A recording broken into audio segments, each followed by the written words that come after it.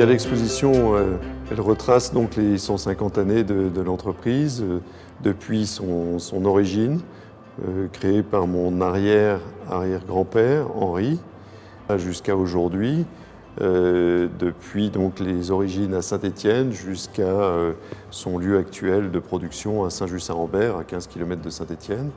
Et elle a traversé donc les modes et les âges, avec des produits pour des marchés assez différents, mais reflétant finalement l'esprit du temps de chaque époque. Dans une période d'expansion et une grande période au niveau de la rubannerie, puisqu'on était en plein Second Empire, avec beaucoup de fastes, beaucoup de demandes en règle générale sur la rubannerie. Les trois fils ont continué de développer la société jusqu'à la guerre et jusqu'au décès de leur père, qui est intervenu à la veille de la guerre, en 1913. Beaucoup de rubans étaient en réalité des étiquettes pour des grands magasins. On est passé par d'autres productions, des cordons de montres, des rubans d'ornementation de vêtements, des rubans d'ameublement également.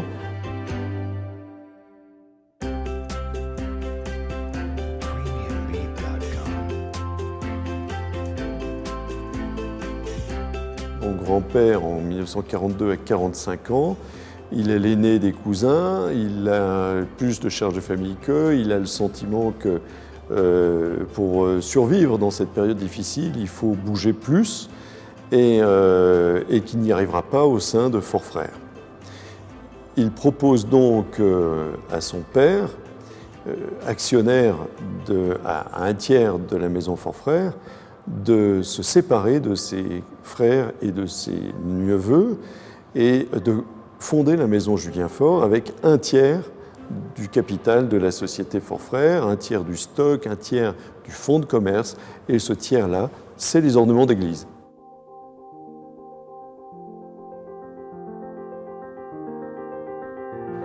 À la fin de la guerre, mon père Georges Di Giorgi est né en 1923 et mon oncle Claude, les deux sont rentrés dans la société et rapidement Claude, qui avait suivi des études de soierie à Lyon, a lancé un nouveau département. Tandis que mon père s'occupait du ruban, il a lancé le département soierie.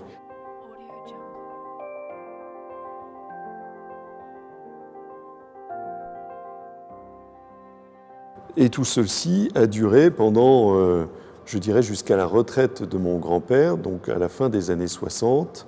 Les deux frères aînés étaient dans la société, mais il y avait d'autres enfants. Deux sœurs qui ne sont pas rentrées, bien sûr, elles ont eu d'autres activités, et un petit frère né en 1946, Daniel, qui a fait son apparition dans la société en 69 et à qui on a confié très rapidement la grande exportation. Il faisait des grands tours du monde pour porter toutes les collections à travers le monde, et donc notamment au Japon et aux États-Unis, où on avait une clientèle relativement développée. Très clairement, dès le milieu des années 60 et encore plus en 70, la partie ornement d'église s'est écroulée complètement. Par contre, la soierie était complètement dans la mode. Elle était dans la mode, dans la lignée d'autres maisons de soierie lyonnaises, Brochier ou stéphanoises, Staron. Je dirais que les clients trouvaient chez nous des produits pouvant servir à la fois aux chaussures, mais à la fois aux chapeaux, aux sacs, aux ceintures, même aux bretelles.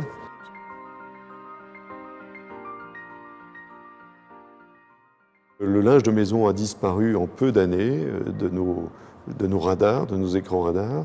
L'ameublement a énormément baissé également tout au long des années 80-90. Et ce qui a pris le relais, c'est vraiment la mode, l'habillement féminin.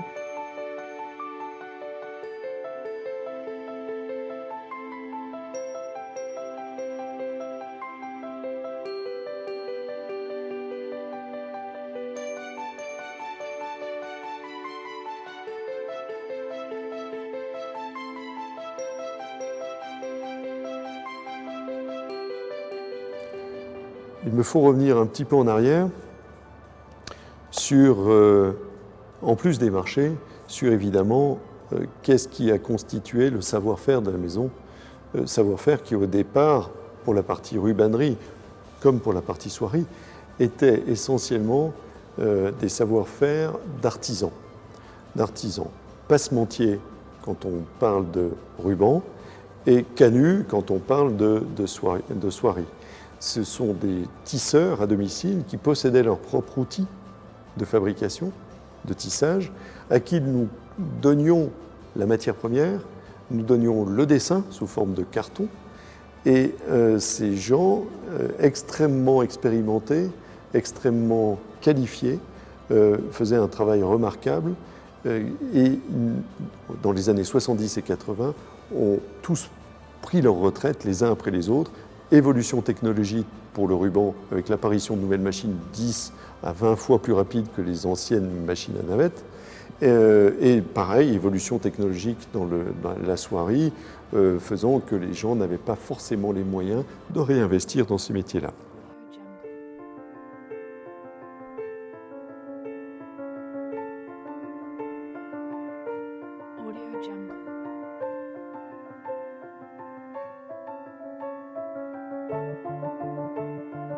Nous avons jugé utile de nous concentrer sur notre métier d'origine et de pousser à fond les avantages de la technique navette, qui est aujourd'hui très méconnue parce qu'elle a été abandonnée de pratiquement tout le monde, mais jamais par nous. L'avenir de la maison, il est là.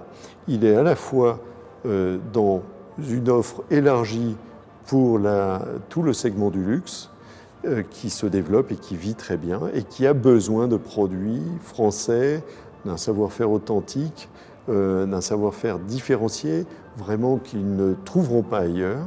Et d'autre part, il y a l'émergence donc de produits techniques qui vont aller, à mon avis, dans l'avenir, sur ce qu'on appelle des textiles intelligents. On peut imaginer que les vêtements eux-mêmes également intègrent énormément de fonctions, et pour ça, il va falloir utiliser certains fils conducteurs ou avec des propriétés électromagnétiques particulières, ou des fibres optiques, ou des choses comme ça.